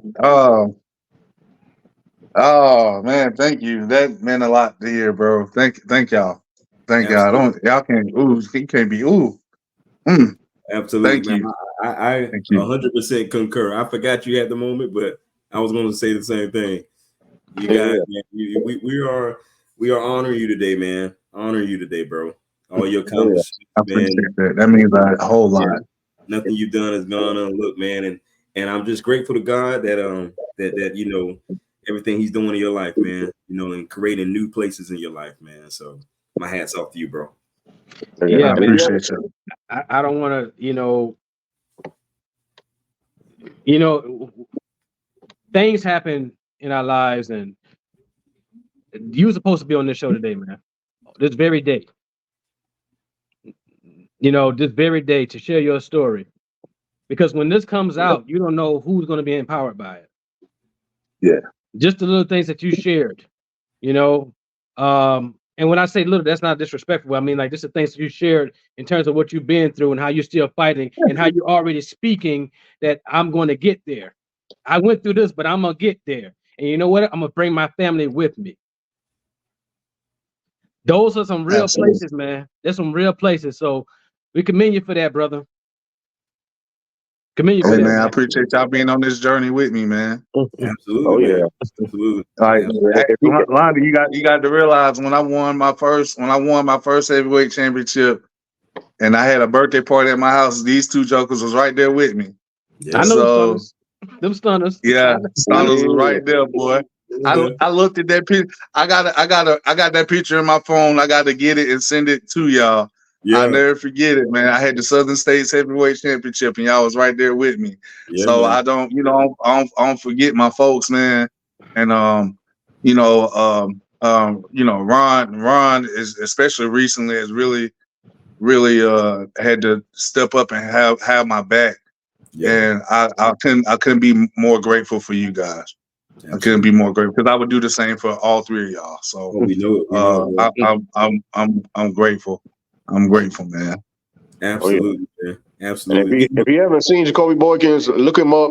Google, YouTube, any platform. Coby Boykins. Look his name up. Check him out. He's on Google. I got all that stuff from Google. The boy is legit, ladies and gentlemen. He's legit. He's legit. We hope that you've enjoyed this episode of the Champions Corner. You can like, subscribe, share this with your friends, because you'll never know who you'll see next time here in the Champions Corner. And we again salute you, Jacoby, the Alabama ambassador, for joining us today on the show. We love you, man, and we are out.